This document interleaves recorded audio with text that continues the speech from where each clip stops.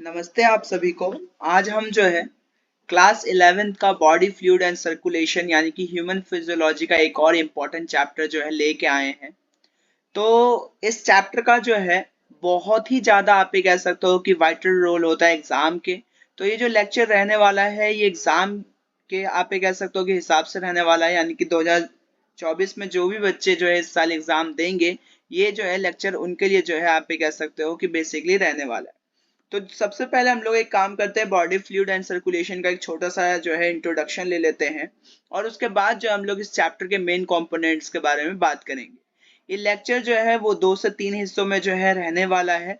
तो होपफुली जो है आप लोगों को जो है अच्छे से ये लेक्चर समझ में आएगा। और अगर कोई पॉइंट जो है अगर मुझसे छूट गया होगा या फिर आप ये कह सकते हो कि अगर आपको कोई भी पॉइंट समझ में ना आए तो आप लोग जो है कमेंट बॉक्स में बता सकते हैं। मैं उसके ऊपर जो है एक आप ये कह सकते हो कि मैं जो है उसके ऊपर एक और अच्छा सा जो है लेक्चर लेके आ जाऊंगा सेपरेटली।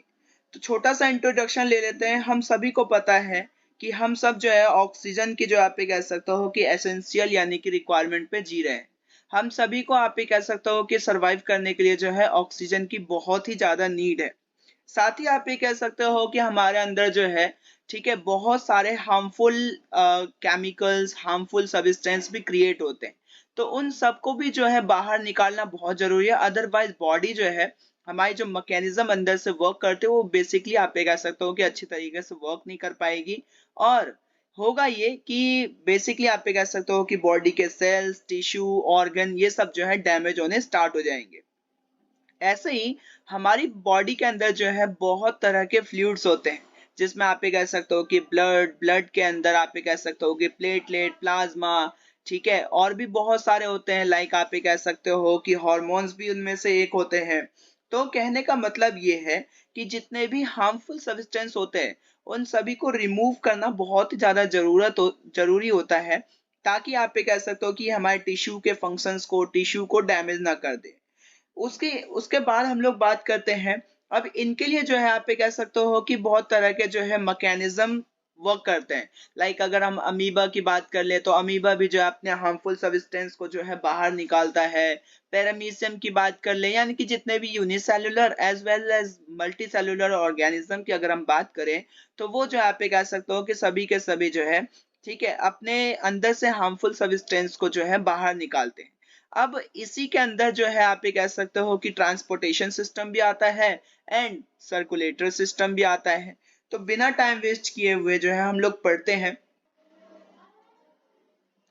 चलिए, तो अब हम लोग जो है बिना टाइम वेस्ट के इस लेक्चर को स्टार्ट करते हैं। सबसे पहले हम लोग जो है चैप्टर का नाम देख लेते हैं, यानी कि बॉडी फ्लूइड एंड सर्कुलेशन। तो कहने का मतलब ये है कि देखो बच्चों, बॉडी में बहुत तरह के फ्लूइड्स होते हैं, जिसमें से आप ये कह सकते हो कि ब्लड जो है उनमें से सबसे ज्यादा इंपॉर्टेंट एंड सबसे ज्यादा मेजर आप ये कह सकते हो कि फ्लूइड में से एक है। तो ब्लड क्या होते हैं बेसिकली, अगर हम क्लास 9th की डेफिनेशन के हिसाब से देखें तो बच्चों ये होता है एक तरह का कनेक्टिव टिश्यू, जो कि आप ये कह सकते हो कि फ्लूइड मैट्रिक्स, प्लाज्मा एंड बहुत सारे एलिमेंट्स को जो है फॉर्म करता है। साथ ही जो है ये आप ये कह सकते हो कि बहुत तरह तरह की चीजों को, यानी कि आप ये कह सकते हो कि बहुत ज्यादा मेजरली फंक्शंस को भी जो है ठीक है पूरा करते हैं। साथ ही यहाँ पे एक नाम आ रहा है ब्लड फ्लूइड मैट्रिक्स। अब ये मैट्रिक्स होते क्या है? देखो बच्चों, जिस हिसाब से मैट्रिक्स होगा उस हिसाब से सेल्स जो है अरेंज होंगे। अगर आप ये बोल सकते हो, अगर आप ये समझ सकते हो कि सेल्स के बीच में अगर कम जगह है तो ऑब्वियस सी बात है कि आप ये कह सकते हो कि जो टिश्यू बनेगा वो भी बहुत ज्यादा सॉलिड होगा। अगर सेल्स के बीच में जो आप ये कह सकते हो कि ज्यादा जगह है तो जो टिश्यू होंगे वो भी आप ये कह सकते हो कि जो है लिक्विड फेज में बनेंगे। तो ये जो सेल के बीच में जो जगह होती है, यानी कि space between cells, is known as matrix. Matrix की अगर हम एग्जांपल लें तो जैसे कि अगर हम एग्जांपल में ले सकते हैं बोन सेल्स।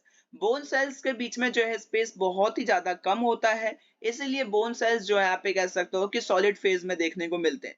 लेकिन वहीं अगर हम आप ये कह सकते हो कि अदर चीजों के बारे में बात करें, ठीक है, लाइक अगर ब्लड की बात करें तो ब्लड सेल्स के बीच में बहुत ज्यादा स्पेस होता है, इसीलिए जो है वो हमें लिक्विड फेज में देखने को मिलते हैं।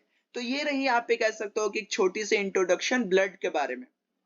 उसके बाद हम लोग बात करते हैं प्लाज्मा के बारे में। प्लाज्मा के बारे में अगर हम बात करें तो बेसिकली ब्लड के अंदर इनका योगदान 55% जो है, नियरली 55% होता है।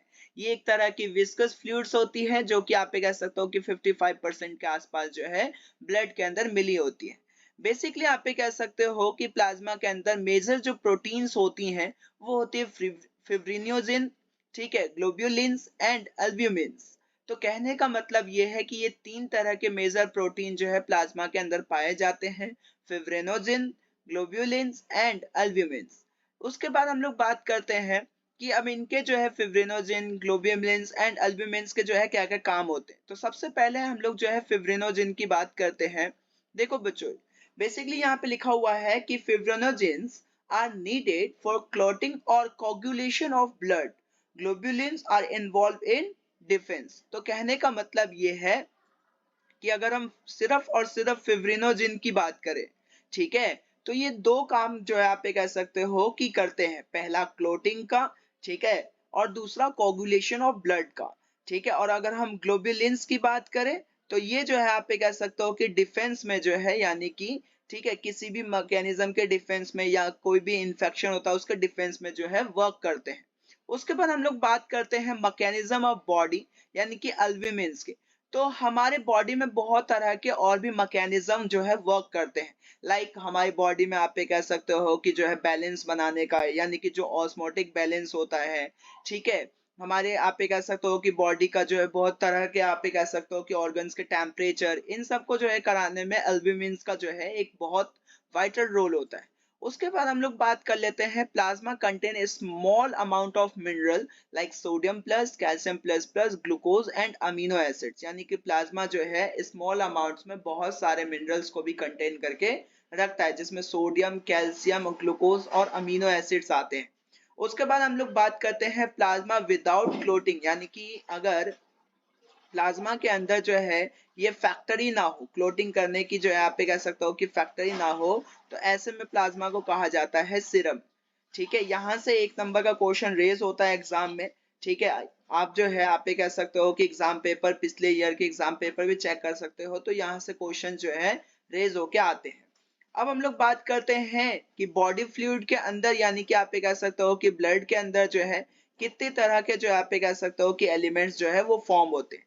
तो सबसे पहला आता है इराइथ्रोसाइट्स, जिसे आरबीसी यानी कि रेड ब्लड सेल्स के भी नाम से जाना जाता है। दूसरा आता है ल्यूकोसाइट्स, जिसे व्हाइट ब्लड सेल्स के भी नाम से जाना जाता है। एंड थर्ड एंड लास्ट आप ये कह सकते हो कि होते हैं प्लेटलेट्स, जो कि बेसिकली जो है जब भी कभी कहीं पे जो है हमारी बॉडी पे कट जाते हैं, कट होता है, वहां पे आप ये कह सकते हो कि क्लोटिंग करने का काम जो है प्लेटलेट्स का ही होता है। तो चलिए जो है इनको जो है डीप डाउन चल के स्टडी करते हैं। सबसे पहले हम लोग बात करते हैं इराइथ्रोसाइट्स की। तो अगर हम इराइथ्रोसाइट्स की बात करें तो बेसिकली आप ये कह सकते हो कि इनको जो है रेड ब्लड सेल्स के भी नाम से जाना जाता है। इराइथ्रोसाइट्स और red blood cells are formed in the red bone marrow in the adults and devoid nucleus with the biconcave shape. कहने का मतलब ये है कि अभी जो आपकी स्क्रीन पर जो इमेज दिख रही है, ये आप ये कह सकते हो कि जो शेप है रेड ब्लड सेल्स की, वो है बाइकॉन्केव शेप। तो कहने का मतलब ये है कि ये बेसिकली आप ये कह सकते हो कि रेड ब्लड सेल्स के नाम से जाने जाते हैं। रेड कलर के क्यों होते हैं? क्योंकि इनके अंदर जो है एक कॉम्प्लेक्स प्रोटीन पाया जाता है, एक रेड कलर का जो है कॉम्प्लेक्स प्रोटीन पाया जाता है, जिसे हेमोग्लोबिन कहते हैं। तो हेमोग्लोबिन के ही वजह से आप ये कह सकते हो कि जो है इनका कलर रेड होता है। जो हेमोग्लोबिन जो आप ये कह सकते हो कि ब्लड में, रेड ब्लड सेल्स में जो हेमोग्लोबिन के मॉलिक्यूल्स होते हैं, ये एक सिग्निफिकेंट रोल को जो है प्ले करते हैं रिस्पायरेटरी गैसेस को ट्रांसपोर्ट कराने में। कहने का मतलब ये है कि हम सभी जानते हैं कि ऑक्सीजन या कार्बन डाइऑक्साइड हमारी बॉडी में जो है ब्लड के थ्रू फैलते हैं, यानी कि ब्लड के थ्रू ट्रांसपोर्ट होते हैं। लेकिन अब ब्लड में भी आप ये कह सकते हो कि हेमोग्लोबिन एक ऐसी चीज है जो इसको जो आप ये कह सकते हो कि जो है ट्रांसपोर्ट कराने में मदद करती है। तो यहाँ से भी एक नंबर का क्वेश्चन जो है रेज होके आ सकता है।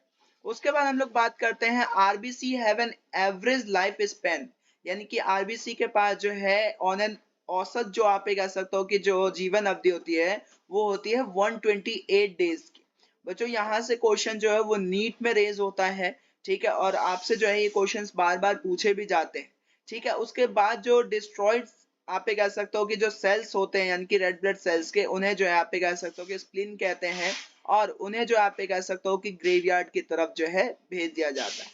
ठीक है, तो कहने का मतलब ये है कि आरबीसी जो है एक बहुत ही ज्यादा वाइटल रोल जो है प्ले करती है हमारी बॉडी के अंदर। ठीक है, उसी तरीके से जो है अब अगला आता है, आप ये कह सकते हो कि अगली जो टॉपिक है हम लोग की वो है leucocytes. Leucocytes are also known as white blood cells, and ये जो है व्हाइट इसलिए होते हैं क्योंकि इनके अंदर जो है आप ये कह सकते हो कि हेमोग्लोबिन की मात्रा बिल्कुल भी नहीं होती, यानी कि हेमोग्लोबिन की मात्रा जो है आप ये कह सकते हो कि बहुत ज्यादा कम होती है। ये आप ही कह सकते हो कि न्यूक्लिएटेड होते हैं और बहुत ज्यादा आप ये कह सकते हो कि शॉर्ट लिव्ड होते हैं। ठीक है, यानी कि न्यूक्लियस वाले होते हैं और इनकी जीवन अवधि जो है बहुत ज्यादा छोटी होती है। उसके बाद जो है इनको दो मेन कैटेगरीज में बांटा गया है, डब्ल्यूबीसी को यानी कि ल्यूकोसाइट्स को दो मेन कैटेगरी में बांटा गया है। सबसे पहला आता है ग्रैन्युलोसाइट्स एंड एग्रेन्युलोसाइट्स। तो ये अब हम लोग जो है बात करते हैं कि ल्यूकोसाइट्स के जो है दो मेन कैटेगरीज जो होती है, यानी कि डब्ल्यूबीसी के जो है दो मेजर कैटेगरीज होती है। पहला आप ये कह सकते हो कि ग्रैन्युलोसाइट्स एंड दूसरा अग्रैन्युलोसाइट्स। तो कहने का मतलब ये है कि जो ग्रैन्युलोसाइट्स के जो पार्ट्स होते हैं यानी कि जो मेजरली पार्ट्स होते हैं वो होते हैं न्यूट्रोफिल्स। ठीक है, आप ये कह सकते हो कि यूजिनोफिल्स एंड बेजोफिल्स। ठीक है, और दूसरा आप ये कह सकते हो कि अग्रैन्युलोसाइट्स के जो है दो मेजर पार्ट्स होते हैं, लिम्फोसाइट्स एंड मोनोसाइट्स। तो आगे बात करते हैं, अगर हम न्यूट्रोफिल्स की बात करें, ठीक है, तो neutrophils are the most abundant cell of total WBC and basophils are the least among cell. तो कहने का मतलब ये है कि न्यूट्रोफिल्स जो है आप ये कह सकते हो कि डब्ल्यूबीसी में बहुत भारी मात्रा में होते हैं, यानी कि एबेंडेंट होते हैं। ठीक है, लेकिन जो बेसोफिल्स होते हैं ये बहुत ही ज्यादा कम मात्रा में जो है पाए जाते हैं। ठीक है, साथ ही हम लोग बात करें अगर न्यूट्रोफिल्स एंड मोनोसाइट्स की, तो ये बच्चों होते हैं फेगोसाइटिक सेल्स।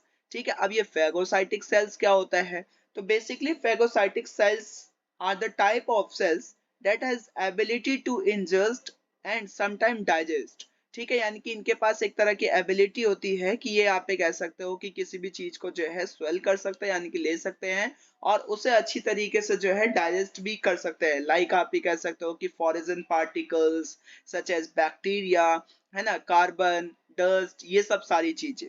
उसके बाद अगर हम बात करें वीजोफिल्स की, ठीक है, तो ये आप ये कह सकते हो कि सिक्रीट करते हैं हिस्टामाइन, यानी कि आप ये कह सकते हो कि एक तरह के ऐसे चीजों को, एक तरह के ऐसे लिक्विड को जो है रिलीज करते हैं जो बेसिकली मेजर रोल प्ले करती है किसी भी फंक्शंस को कराने में। ठीक है, and are involve in the inflammatory reaction, यानी कि आप ये कह सकते हो कि ये जो है सारी चीजें इन्फ्लेमेटरी रिएक्शन कराने में भी मदद करती है।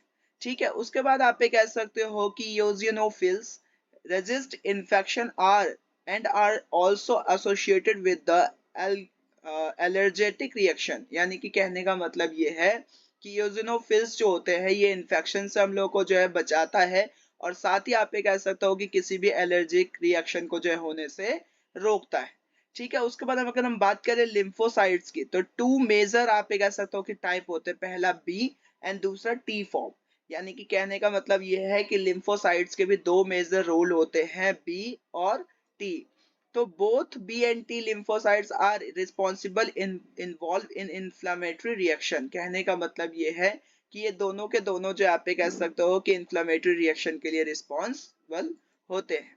ठीक है, उसके बाद हम लोग आगे बात करते हैं प्लेटलेट्स के बारे में। प्लेटलेट्स को जो आप कह सकते हो कि थ्रोम्बोसाइट्स कहते हैं। ठीक है, इनका जो साइंटिफिक नाम है वो है थ्रोम्बोसाइट्स। और दूसरी चीज ये कि are cells fragmented produce from the, आप कह सकते हो कि मेगा कार्योसाइट्स। ठीक है, यानी कि कहने का मतलब ये है कि ये जो है एक तरह के ऐसे फ्रेगमेंट्स को बनाते हैं जिन्हें जो है मेगा कार्योसाइट्स कहते हैं। Platelets can release a variety of substance, most of which are involved in the coagulation और clotting of ब्लड। यानी कि जो आप कह सकते हो कि प्लेटलेट जो है वो मेजरली बहुत तरह के रोल्स को जो है प्ले करता है, लेकिन सबसे इंपॉर्टेंट जो जिस रोल को वो प्ले करता है वो है कोगुलेशन और क्लोटिंग ऑफ ब्लड। अब इनको इस प्रोसेस को करने के लिए जो है इसको लार्ज वेराइटी में जो है आप कह सकते हो कि सब्सटेंस की जरूरत पड़ती है। ठीक है, उसके बाद जो है आप कह सकते हो कि आगे हम लोग बात करते हैं और प्लेटलेट का जो है तीसरा फंक्शन देखते हैं।